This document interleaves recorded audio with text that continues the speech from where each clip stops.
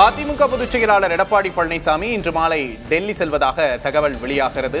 தனி கட்சியோடு வந்தால் பன்னீர்செல்வத்திற்கும் கூட்டணியில் இடமளிக்கப்படும் என்று எதிர்பார்க்கப்படுகிறது. கிட்டத்தட்ட அமமுகவோட கூட்டணியும் உறுதியாகி இருக்க நிலையில அதிமுகவோட கூட்டணி அப்படிங்கிறது அடுத்தடுத்த கட்டத்தை நோக்கி நகர்கிறத நம்மளால பார்க்க முடியுது. இது தொடர்பாக மூத்த பத்திரிகையாளர் பிரியன் அவர்களிடம் கருத்துக்களை கேட்டு பெறலாம். வணக்கம் திரு பிரியன். அதிமுக கூட்டணி பேச்சுவார்த்தை அப்படிங்கிறது பரபரப்பா ஆரம்பிச்சிருக்கு. அன்புமணி வெகு சீக்கிரமாகவே உள்ள வந்திருக்கிறதையும் நம்மளால பார்க்க முடியுது. இதை எப்படி பாக்குறீங்க?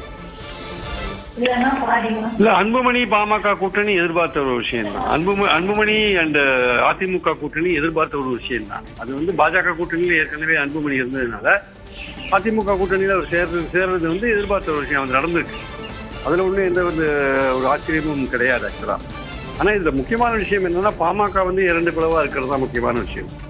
அந்த இரண்டு பிளவா இருக்கும்போது வாக்கு வங்கி எந்த அளவுக்கு கீழ் லெவல்ல பிரிஞ்சிருக்குன்னு நமக்கு தெரியாது.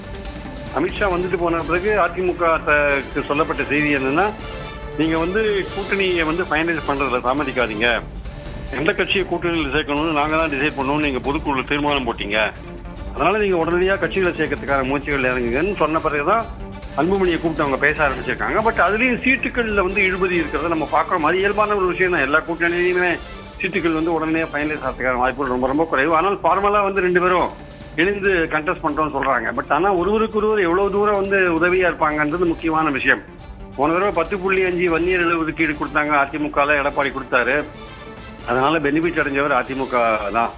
ஆக்சுவலா வடமத்திய மாவட்டங்கள்ல பாமக ரொம்ப செல்வாக்கா இருக்கிற இடத்துல 11 மாவட்டங்கள்ல 77 தொகுதிகள் இருக்கு.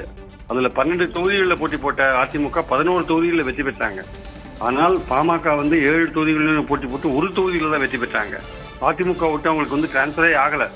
இப்போ பாமக பிரிஞ்சிருக்கிற நிலைமையில எந்த அளவுக்கு அதிமுகவுக்கு அவங்களுக்கு ஹெல்ப்ஃபுல்லா இருப்பாங்க, எந்த அளவுக்கு அதிமுக விட்டு பாமக அன்புமணிக்கு போகுன்றதும் ஒரு கேள்விக்குறியான ஒரு விஷயமா பாக்குறோம். ஆனா கூட்டணி சேர்ந்திருக்கிறது உண்மை. இன்னும் மெகா கூட்டணி கட்டமைக்கிறதா ஒரு விஷயத்தை தொடர்ந்து அதிமுக சொல்லிட்டு இருக்காங்க. இன்னும் சில கட்சிகள் வருவதற்கான வாய்ப்புகள் இருக்கிறது. ஆனால் தினகரன் போன்றவர்கள்லாம் இன்னும் கூட்டணியை ஃபைனலைஸ் பண்ணாத இருக்கிறத நம்ம பார்க்கறோம். அவர்கள் பல இடங்கள்ல கதவை தட்டிட்டு இருக்காங்க. எது அவங்களுக்கு பெட்டரா ஒரு ஆப்ஷனா இருக்கோ அங்க போவாங்கன்றது என்னுடைய கருத்து. இந்த அன்புமணி பாமகன்றது இப்ப சேர்ந்திருக்கிறது ஆச்சரியம் கொடுக்கக்கூடிய ஒரு விஷயம் கிடையாது என்பது என் கருத்து. நிச்சயமா தினகரன் ஏற்கனவே எங்களுக்கு ஆட்சியில பங்கு வேணும், அமமுக கை காட்டுறவர் தான் முதலமைச்சரா வருவார் அப்படின்னு சொல்லியிருக்கிறாரு. இந்த ஒரு விஷயமும் ரொம்ப பார்க்கப்பட வேண்டிய ஒரு விஷயமா இருக்கு. அதாவது எடப்பாடிய முதல்வரா வச்சிருக்கிற எந்த கூட்டணியிலையும் சேர மாட்டோம்ன்றது தினகரன் உறுதியா பல தடவை சொல்லியிருக்காரு. அது மட்டும் இல்ல, இன்னொரு விஷயத்தையும் சமீபத்தில் நடந்த பொதுக்குழு, தஞ்சாவூர் நடந்த பொதுக்குழுக்கு அப்புறம் அவர் சொன்னார். அதாவது இந்த கடவுள் பேரு மதத்தின் பேரை வச்சுட்டு அரசியல் நாங்கள் சேர மாட்டோம்னு ஒரு விஷயத்தை சொன்னார். ஸோ அந்த மாதிரி இருக்கும்போது பாஜக சைடில் ஒரு தரப்புல போவாரா, பாஜக அதிமுக சைடு போவாரான்றது ஒரு முக்கியமான கேள்வியா நம்ம பார்க்கறோம். நம்ம அரசியல் எது நல்ல ஆட்சி கொடுக்குமோ அதோட தான் நாங்கள் சேருவோம் அப்படின்ற போது எடப்பாடி பழனிசாமி முதல்வராக நாங்கள் ஏற்றுக்க மாட்டோம், அப்படி ஒரு சொல்ற கூட்டணி நாங்கள் சேர மாட்டோம்னு தினகரன் ஒரு முடிவு எடுத்திருக்கும் போதும் அதுல ஒரு பெரிய சேஞ்சு ஷிஃப்ட் இருக்குமோன்னு தோணலை. அப்போ ஓபிஎஸ்க்கும் கிட்டத்தட்ட அவருக்கும் அதிமுக இடம் கொடுத்து அவருக்கு ஒரு பொசிஷனை கொடுக்காத போது அவர் எப்படி வருவார் சொல்ல முடியாது. அவர் ஒரு தனி கட்சி ஆரம்பிச்சு அதிமுகவுக்கு போவாரா அப்படின்னா அது ஏற்றுக்கொள்வாரா ஓபிஎஸ்? தன்னை அதிமுகவில் இணைத்துக் கொள்ள வேண்டும் என்பதுதான் அவர் எதிர்பார்ப்பா இருக்கு.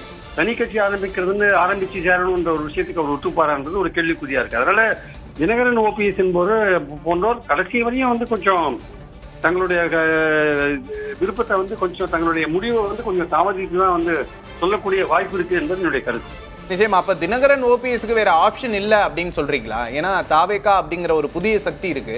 இல்ல, ஆப்ஷன் இருக்கு. தாவேகான்ற ஆப்ஷன் இருக்கு, திமுகன்ற ஆப்ஷன் இருக்கு. முதல் ஆப்ஷன் தாவேகா, இரண்டாவது ஆப்ஷன் திமுக இருக்கு. அதனால ஆப்ஷன் இல்லாத கிடையாது. ஆனால் பாஜக அதிமுக கூட்டணிக்கு போறதுக்கான வாய்ப்புகள் தினகரன் போட்ட கண்டிஷன் படி பார்த்தா இப்ப இருக்கிற மாதிரி தெரியல. அந்த கண்டிஷன் அவர் ரிலாக்ஸ் பண்ணி பாருன்றதை பொறுத்து இருந்தா பார்க்கணும்.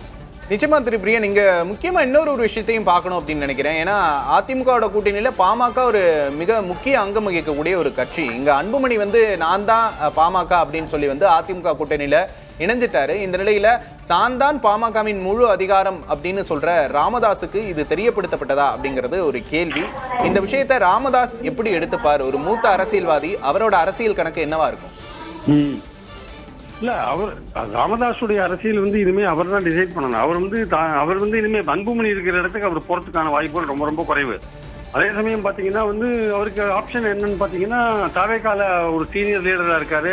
தாவேகால அவர் போய் வந்து கூட்டணி அமைப்பாரான்றது இன்னொரு கேள்விக்குறியான விஷயம். இருந்தாலும் இப்போ டாக்டர் ராமதாஸ் அவர்கள் வந்து அவருடைய மகளை வந்து செயல் தலைவராக போட்ட பிறகு கம்ப்ளீட்டா அதிகாரத்தை கொடுத்த பிறகு ஒருவேளை அவங்க வந்து ஸ்ரீகாந்தி அவர்கள் வந்து ஒருவேளை தாவேகாவோட பேசினாலும் பேச்சுவார்த்தை நடத்தினாலும் சரி நீங்க இனிமே பாலிடிக்ஸ் பண்ணிக்கோங்கன்னு அவங்க கிட்ட கொடுத்துட்டாருன்னா ஒருவேளை அந்த அம்மா ஒருவேளை பேச்சுவார்த்தை நடத்தி முடிவு பண்ணாங்கன்னா அது மாதிரியான திருப்பங்கள்லாம் நடக்கிறதுக்கான வாய்ப்பு இருக்கு. பட் ராமதாஸோட இமீடியட் வாய்ப்பு என்னன்னா திமுக கூட்டணி கதவை தட்டுறதுனா அதுக்கான இமீடியட் வாய்ப்பு. அது நடக்குமா, திமுக ஏற்றுக்கொள்ளுமா, திமுக கொடுக்கறதுக்கு இடங்கள் இருக்கா, அது விடுதலை சிறுத்தைகள் ஒப்புக்கொள்வார்களான்றதெல்லாம் அடுத்த கேள்விகள் வரிசையா இருக்கு. அதனால இப்ப ராமதாஸ்க்கு தற்சமயம் வந்து அவர் யோசிக்க வேண்டிய கட்டாயத்தில் இருக்கார். என்ன அவருக்கான ஆப்ஷனை வந்து ஒர்க் அவுட் பண்ண வேண்டிய கட்டாயத்தில் இருக்கார்.